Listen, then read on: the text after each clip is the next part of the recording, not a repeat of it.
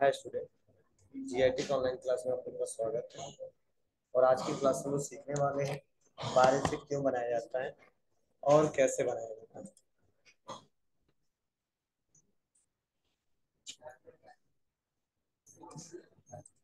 तो ध्यान दीजिएगा। तो मैंने पिछले क्लास में क्या पढ़ाया था जी? नेट प्रॉफिट और नेट लॉस निकालना। तो देखो, जब हम लोग बैलेंस शीट बनाते हैं, क्या जब हम लोग बैलेंस शीट क्रिएट करते हैं तो मैंने आपको पहले ही फार्मूला पढ़ाया था कि assets equal liability plus capital. याद है आपको? तो बैलेंस शीट में यही चीज हमको दिखाना होता है। बैलेंस शीट में यही चीज हमको दिखाना होता है कि एसेट्स के बराबर लायबिलिटी प्लस कैपिटल है कि नहीं, या लायबिलिटी प्लस कैपिटल के बराबर हमारा एसेट्स है कि नहीं। आपको सर दिखाने का मतलब क्या है? मतलब यही है, क्योंकि संपत्ति मान लो हमारा 5 लाख है और कर्ज हमारा 2 लाख है, तभी तो पता चलेगा पूंजी अगले साल का हमारा 3 लाख है। बोलो जी। अगर सपोज मान लीजिए हमारा एसेट्स ही हमारा 4 लाख है और लाइबिलिटी हमारा 6 लाख है, तो क्या होगा? 2 लाख तो माइनस में चले जाएंगे। बोलो, 2 लाख माइनस में चले जाएंगे। तो ध्यान से सुनना समझना, मतलब जब भी आप लोग निकालोगे, बैलेंस शीट तैयार करोगे, तो उसका बैलेंस कुछ ऐसा ही आना चाहिए, assets equal liability plus capital. अब क्यों आएगा? आएगा ही आएगा। व्यापार में सपोज आप लोग व्यापार को जब स्टार्ट किए थे तो कोई धन लगा के स्टार्ट किए होगे। तो व्यापार को मान लीजिए 10 लाख से हमने स्टार्ट कर लिया था। कितने से? 10 लाख से मैंने स्टार्ट कर लिया था।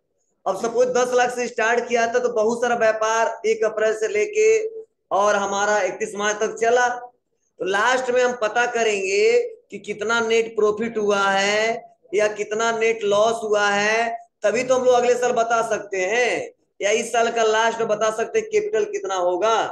अगर यही नहीं बता पाएंगे तो आगे चल के हम अकाउंटिंग सही से कर ही नहीं पाते। इसीलिए सबसे पहले हमको पीएल अकाउंट से net profit and net loss निकालना होता है, और वही पैसा किससे एडजस्ट करना होता है? बोलो, कैपिटल से। किससे? कैपिटल से। तो आप बताओ, इतना धन लगाया जब 10 लाख, तो हमारे व्यापार में कुछ संपत्ति आया होगा, व्यापार को चलाया तो कुछ कर्ज भी तो बढ़ा होगा। यही निकालते हैं कि संपत्ति कितना और कर्ज कितना, तब माइनस करके पता करते हैं कि कैपिटल कितना बचा है।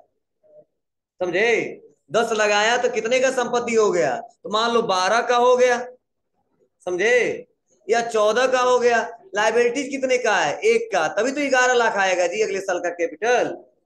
बोलो, अगर मान लो 10 लगाया था और पता चला लास्ट में एसेट्स कितना है? 9 लाख, और कर्ज कितना है? 2 लाख, तो हो जाएगा कितना? 7 लाख। तो 3 लाख रुपए घाटे में चले जाएंगे। ये किससे पता चलता है? बैलेंस शीट से ही पता चलता है। किससे? बैलेंस शीट से। मतलब व्यापार का स्थिति का ज्ञान बैलेंस शीट से होता है। कितना कर्ज है मेरे व्यापार के ऊपर, कितना संपत्ति है, और कैपिटल क्या है, व्यापार हेल्दी या अनहेल्दी है। ठीक है ना? तो वह बैलेंस शीट से क्रिएट किया जा सकता है, बैलेंस शीट से ही निकाला जाता है। तो वही हम लोग बनाना सीखने वाले हैं कि कैसे बैलेंस शीट बनाया जाता है और इसके लिए क्या स्टेप है। क्लियर है? चलिए करके देखते हैं, एक एक करके स्टेप बाय स्टेप।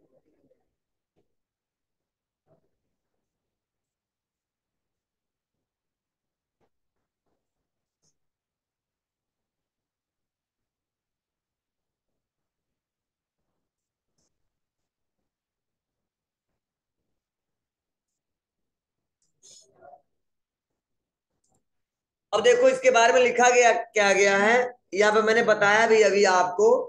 तो देखो बताया जा रहा है कि the balance sheet is a statement that summarise the assets and liabilities of business. ठीक है, बैलेंस शीट एक ऐसा स्टेटमेंट होता है जिसका समरी दिखाया जाता है। किसका? एसेट्स और लायबिलिटीज का। मतलब बिजनेस में कितने एसेट्स हैं, कितने लायबिलिटी है, उसका स्टेटमेंट किससे तैयार होता है? बैलेंस शीट से ही तैयार होता है। फिर से नेक्स्ट देखो बताया जा रहा है कि the excess of assets over liabilities is the net worth of a business.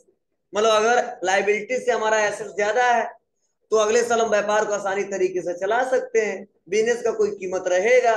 नहीं तो अगर लायबिलिटी हमारा एसेट से ज्यादा हो तब तो व्यापार चला पाओगे क्या? कर्ज हमारा 10 लाख है और बताओ संपत्ति 5 लाख है, तो सब कर्ज दे देंगे तो भी हम घाटे में जाएंगे ना। 5 लाख और कर्ज रहेगा तो व्यापार को कैसे कंटिन्यू कर पाएंगे? तो यही बताया जा रहा था, excess of assets over liability is the next worth of the business.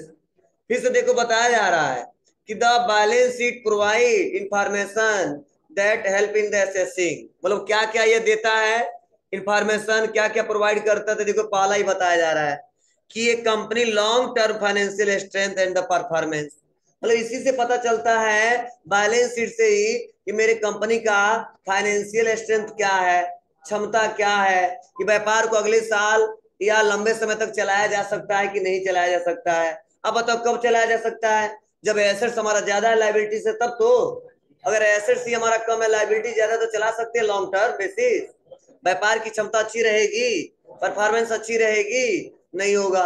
फिर से सेकंड क्या पता चलता है कि company efficiency in day to day working capital management, मतलब बैलेंस शीट से ही पता किया सकता है कि हमारे व्यापार का कैपिटल क्या है या अगले साल का हमारा कैपिटल क्या होगा। और फिर से नेक्स्ट अगला थर्ड पॉइंट बताया जा रहा है कि कंपनी एसेट्स पोर्टफोलियो, मतलब इसी के सारे हम पता कर पाते हैं कि व्यापार का एसेट्स क्या है, कौन कौन एसेट्स पड़े हुए हैं। ठीक है, हमारा करेंट एसेट्स कितना पड़ा हुआ है, फिक्स एसेट्स कितना पड़ा हुआ, कितने का टोटल संपत्ति पता पड़ा हुआ। अगर यह पता करना तो क्या तैयार करना पड़ेगा आपको?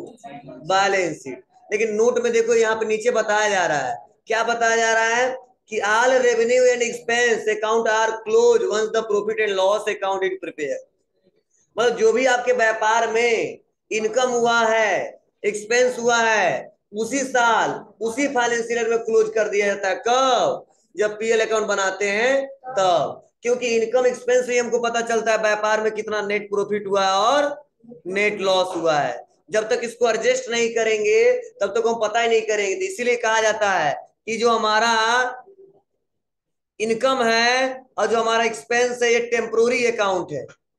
कौन से अकाउंट है? टेम्पोररी अकाउंट है, मतलब उसी साल इनकम एक्सपेंस होता है, उसी साल क्लोज भी कर दिया जाता है। ये अगले साल नहीं लेके जाया जाता है। अगले साल क्या लेके जाया जाता है? एसेट्स कितना है, लायबिलिटीज कितना है और अगले साल का कैपिटल क्या होगा। क्योंकि एक्सपेंस कितना किया उसी साल एडजस्ट करके देख लेते हैं, इनकम कितना किया वो भी उसी से, तभी तो पता चलता है कि नेट प्रॉफिट कितना हुआ, नेट लॉस कितना हुआ है। जब तो इसको मैनेज करेंगे नहीं तो पता नहीं कर पाएंगे नेट प्रॉफिट कितना हुआ, नेट लॉस कितना हुआ। इसीलिए ध्यान देना, ना कोई इनकम जाएगा बैलेंस शीट में, ना कोई एक्सपेंस जाएगा। हाँ, वह इनकम वह एक्सपेंस जाएगा जो अभी बकाया है, जो अभी बकाया है, मतलब कुछ आउट स्टैंडिंग एक्सपेंस जो हमने कर दिया, पैसा नहीं दिया है, इसलिए लाइबिलिटीज बोलेंगे। कुछ आउट स्टैंडिंग इनकम जो हमने कमा लिया पैसा नहीं मिलेगा, उसे एसेट्स बोलेंगे। उसे एक्सपेंस और इनकम नहीं बोलते। वो पैसा नहीं मिला, हमको लेना है तो एसेट्स, वो पैसा हमने देना है, कोई खर्च किया था नहीं दिया तो लाइबिलिटीज कन्वर्ट हो जाता है, इसलिए उसको इनकम और एक्सपेंस नहीं बोलते। जाता तो तीन ही चीज है, लाइबिलिटीज, कैपिटल और एसेट्स। अब कैसे जाता है, क्या रूल है, तो उसी को हम लोग समझने वाले हैं, जानने वाले हैं। इतना क्लियर है सबको? क्यों बैलेंस शीट बनाने वाले हैं बोलो? देखो बताइए, जो कैपिटल है किधर जाएगा? एसेट्स, पहले बोल गए, लायबिलिटी साइड रिकॉर्ड करेंगे। बहुत अच्छा, होशियार हो तुम। चलिए ड्राइंग कहा जाएगा, लायबिलिटी साइड, लेकिन क्या होगा? कैपिटल से माइनस होगा, ये भी रूल याद होना चाहिए। उसके बाद interest on capital liability side जाएगा, लेकिन क्या होगा? कैपिटल में ऐड होगा। बोलो, उसके बाद से क्या दिया है? नेट लॉस, क्या होगा?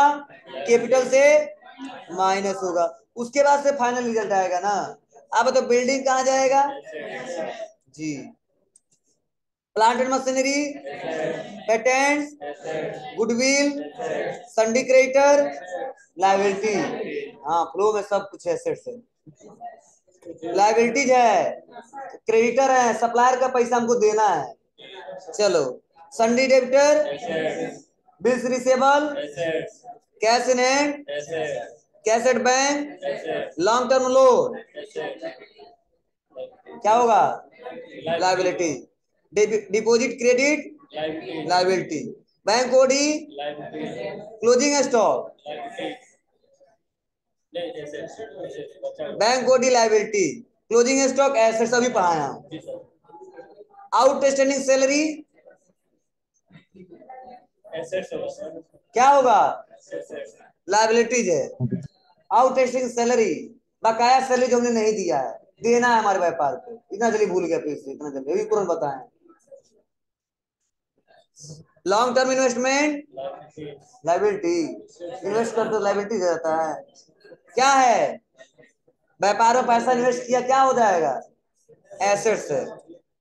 Prepaid insurance assets. क्यों? इंश्योरेंस का पेमेंट हमने पहले ही कर दिया, प्रीपेड वाला पहले दे दिया, और जो पहले दे दिया उसका बेनिफिट लेना है फ्यूचर में ना, इसलिए क्या मानेंगे? एसेट्स। कमीशन एकड़ क्या होगा? एसेट्स होगा। कमीशन हमको लेना है, रिसीव करना है। ठीक है। डिपॉजिट डेबिट क्या है? एसेट्स। बताओ, छाट दिए यहीं पे, बस यही वीडियो को बनाया गया है। कैसे बनाया गया है? नीचे आते हैं, देख लो। आप बताओ यहाँ पे क्या क्या किया गया है। सबसे पहले कैपिटल लिखा गया है, लेस किया गया ड्राइंग को, नेट लॉस को ड्राइंग लेस किया गया है, इंटरेस्ट ऑन कैपिटल को ऐड किया गया है। टोटल जोड़ने और घटाने के बाद कितना आ गया? 1,07,000। अब कहो सर ये कैसे? तो देखो, एक 20 यह है, बोलो, और 7,200 यह है, बोलो। 1,27,200 हो जाएगा ना। और आप बताओ 6,000 यह हो गया, और 14,200 यह हो गया, तो माइनस करो तो इतना ही तो आएगा, बोलो। अरे 20,200 आ जाएगा, और जब माइनस करो तो 1,07,000 आ जाएगा। ये लिख दिया गया है यहाँ पे। उसके बाद जितना लाइबिलिटी जो लिखा गया है यहाँ पे, देखो सब जोड़ के कितना आया है? 1,70,500। देख लो, इसमें कोई ऐसा ऑप्शन जो मैंने बताया जो नहीं इधर आया है? सेम गया कि नहीं गया है? उसके बाद से देखो, जो एसेट से किधर गया है? एसेट साइड में देखो सब आया। उसको जोड़ने के बाद कितना आया बैलेंस? इतना ही आएगा। इसमें कुछ घटाना जोड़ना नहीं, बराबर आ जाए। अब सर वैसे बराबर नहीं, क्वेश्चन जब शुरू से सही रहेगा तब आएगा, अगर कुछ ना कुछ गलती होगा तो बराबर नहीं आएगा। क्लियर है? एक तो सोल्यूशन दिया है, आप एक घर से बना के लाइए, इसका सोल्यूशन इसमें दिया नहीं है। देख लीजिए, नहीं दिया ना सोल्यूशन, दिया है। दो क्वेश्चन दिया है, एक बना के लेकर आइएगा, कल हम बताएंगे इसी। तो पहले एक बनाइए सभी लोग। नहीं,